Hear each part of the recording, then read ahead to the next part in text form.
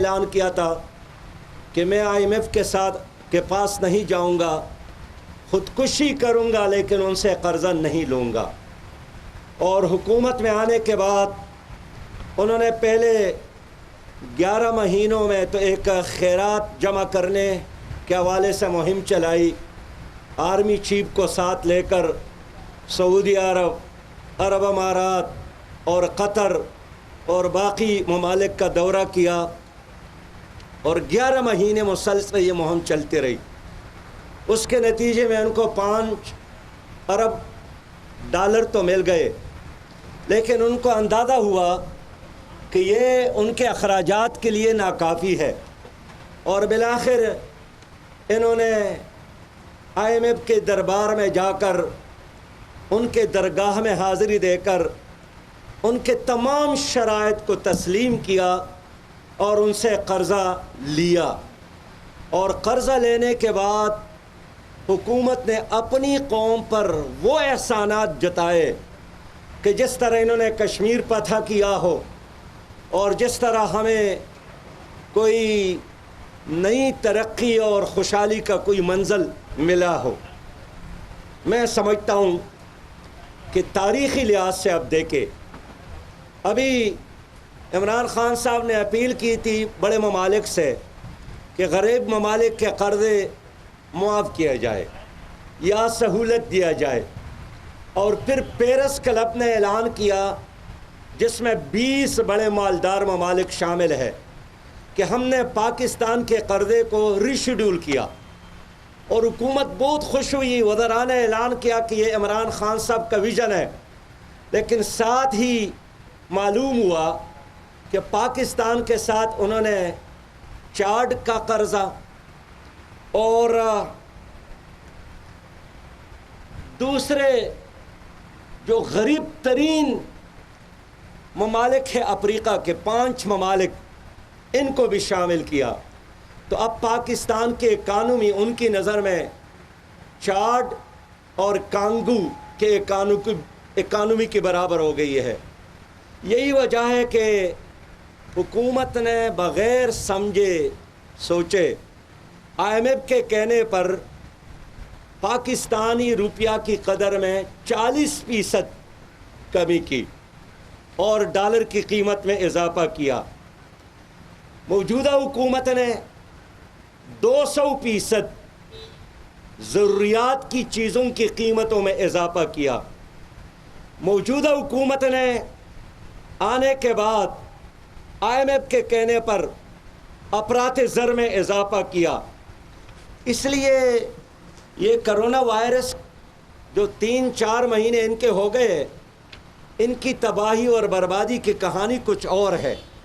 लेकिन corona virus से कबल PTI की हुकूमत ने पाकिस्तान की मईशत को फिर जनाब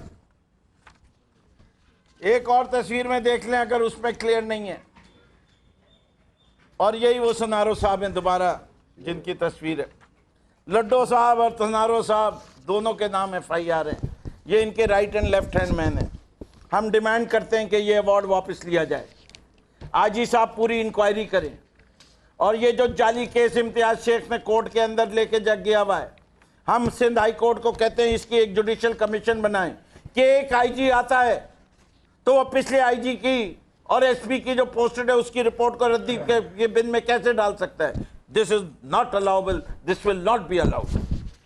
आपको कुछ और कहना है? यहाँ पब्लिक सर्विस का पुलिस पब्लिक सेफ्टी कमीशन के मेंबर मेरे साथ अली अजीज साहब बैठे हुए हैं और इन्हीं ने आपको बताएंगे कि पब्लिक सेफ्टी कमीशन की धज्जियां कैसे उड़ा रहे हैं। 3 माह से इजलास नहीं हुआ। बाकी आप बताइए। इस पे जिस पे अमन अवार्ड दिया गया, इस पे भी बड़ा रेजोल्यूशन जितने भी मेंबर्स हैं सेफ्टी कमीशन के उनका भी है। और 4 महीने से इजलास सेफ्टी कमीशन का नहीं हुआ। एग्जैक्टली ये वैसे ही है जैसे मुझे नज़र आ रहा था कि ये सिर्फ एक दिखावा है से पब्लिक सेफ्टी कमीशन का और कुछ नहीं है। क्योंकि जहाँ पब्लिक सेफ्टी कमीशन की अगर जब ज़रूरत होती है तो फिर ये ऐसे काम नहीं होते कि किसी क्रिमिनल को आप पीस अवार्ड दें।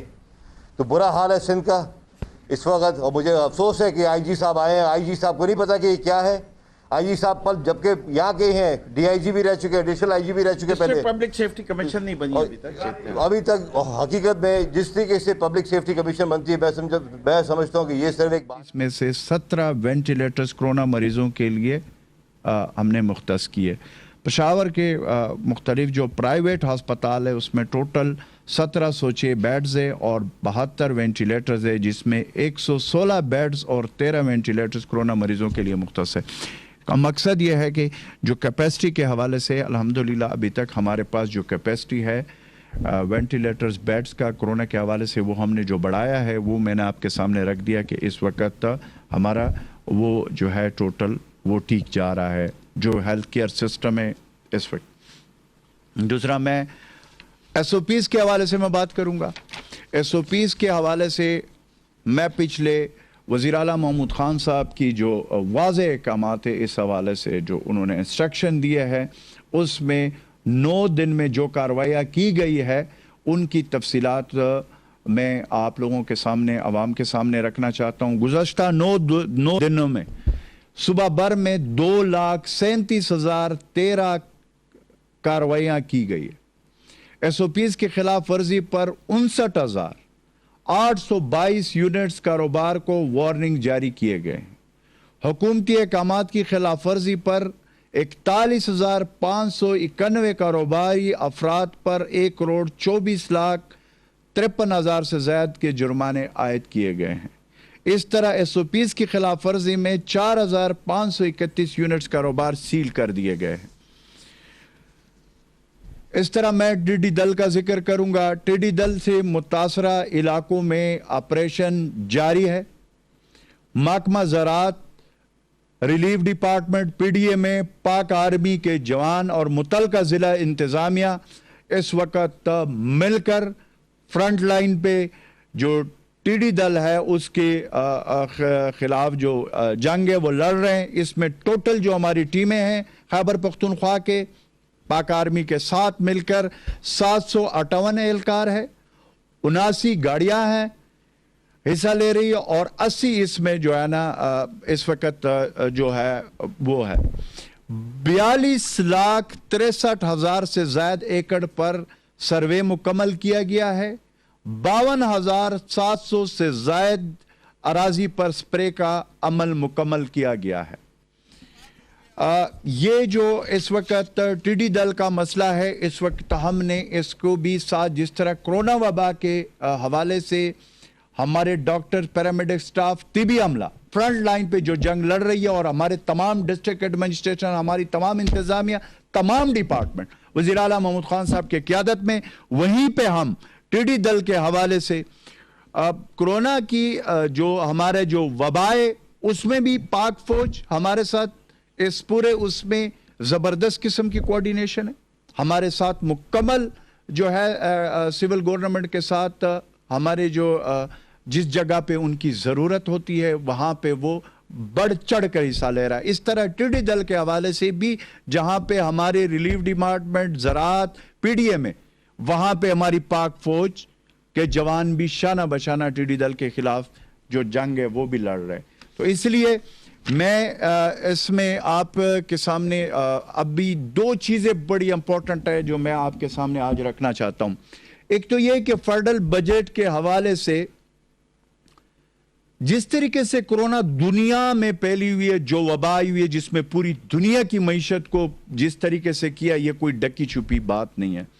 इसमें प्राइम मिनिस्टर इमरान खान के क़यादत में जो माशी टीम है उन्होंने ज़बरदस्त किस्म का टैक्स, पहली दफा टैक्स फ्री बजट पेश किया और फिर बजट में ताजर बरादरी समेत गरीब मजदूर तबके के बड़े पैमाने पर रिलीफ फराहम की गई है।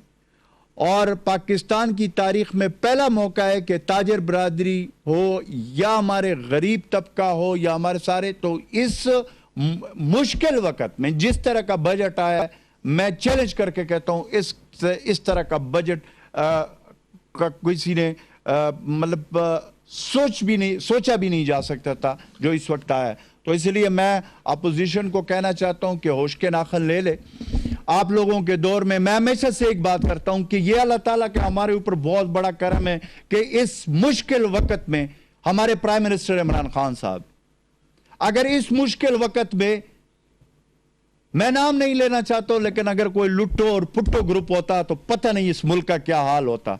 तो अल्लाह का बड़ा फजल करम है कि इस वक्त प्राइम मिनिस्टर इमरान खान से, जहां पे एहसास प्रोग्राम की मैं बात करूंगा 187 अरब से बढ़ाकर 208 अरब जो गरीब के लिए है, इस तरीके से नौजवानों के लिए 2 अरब कामयाब जवान प्रोग्राम और बहुत सारी चीजें जिसकी मैं डिटेल में अभी फिर मैं इस पे बात करूंगा। लेकिन ओवरऑल मैंने जो देखा है जबरदस्त बजट पेश किया है। एक चीज जो बहुत इंपॉर्टेंट है वो एक्स फाटा के हवाले से मैं आज बात करूंगा। जो वजीर आजम इमरान खान साहब के जेर सदारत नेशनल इकोनॉमिक काउंसिल की जो इजलास हुआ है बजट से पहले, उस वक्त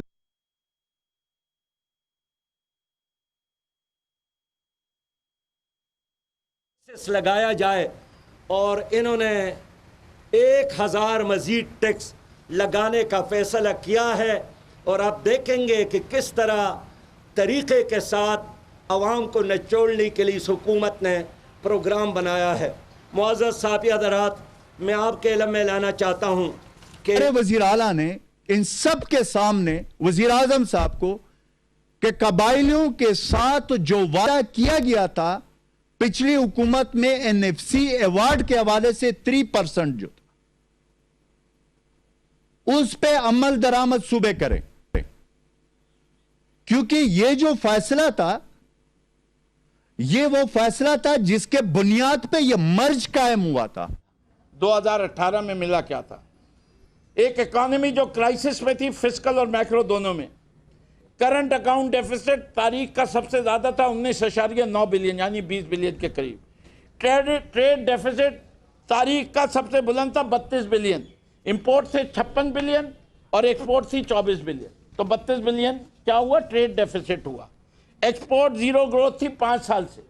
5 साल से एक्सपोर्ट बढ़ी नहीं थी, वही थी जो पीपल्स पार्टी छोड़ के गई थी, पूरे पीएमएल के दौर में वही रही।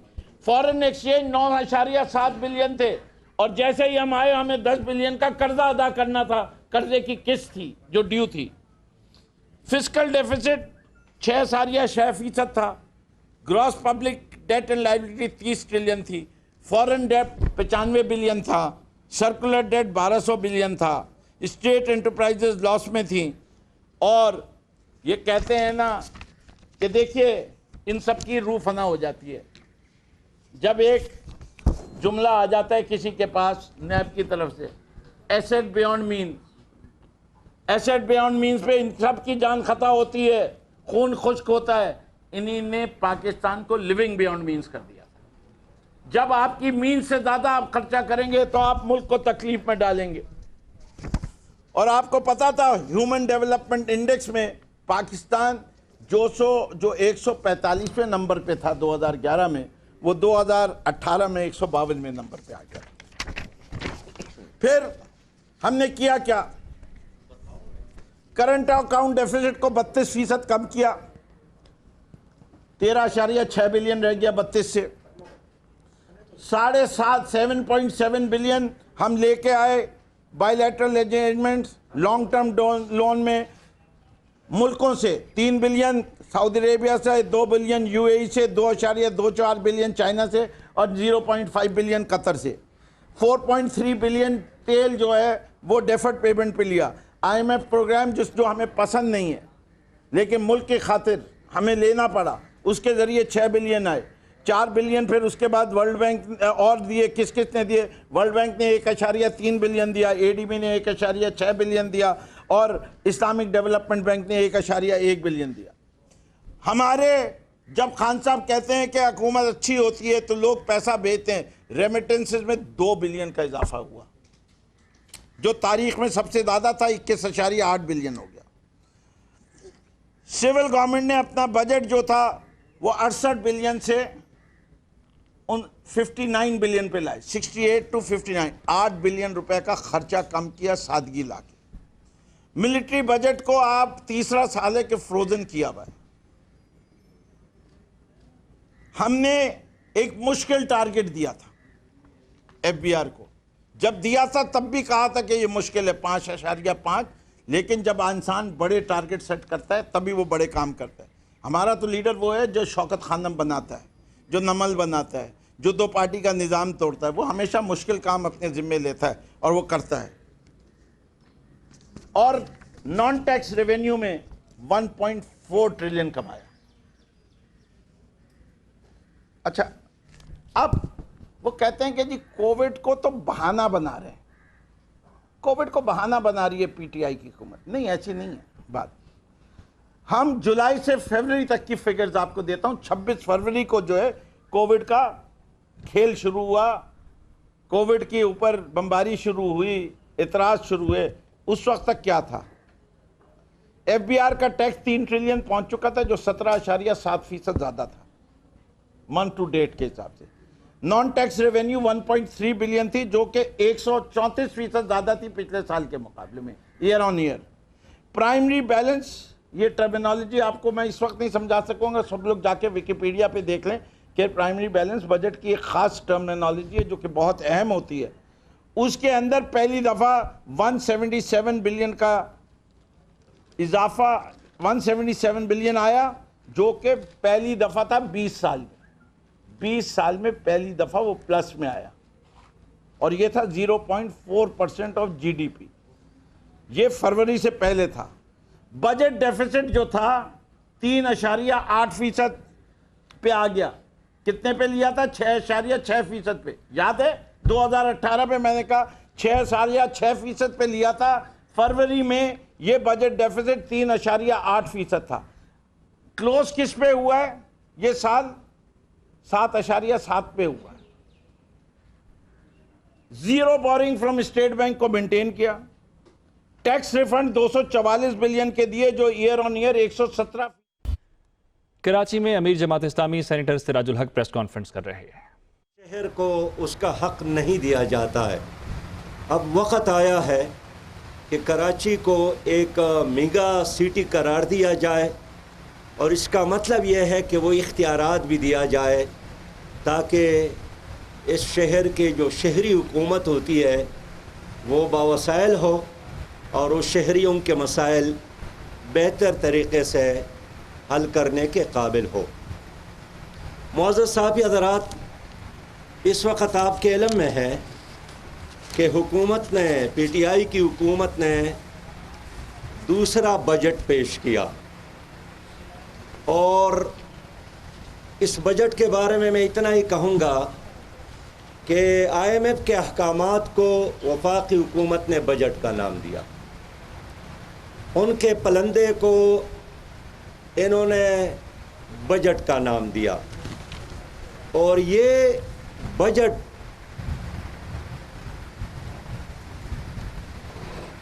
माशी बदहाली का और बेरोज़गारी का एक सुनामी है। इसलिए कि इस बजट में जो आदाद व शुमार पेश किए गए उसका ग्राउंड रियलिटी से कोई ताल्लुक़ नहीं है। और मैं आपको बताना चाहता हूं कि PTI की हुकूमत न थी तो पाकिस्तान की माशी हालत बहुत बेहतर थी। इस हुकूमत के आने के बाद हर दिन मईशत के लिए तबाही और बर्बादी के पैगाम के साथ आता है।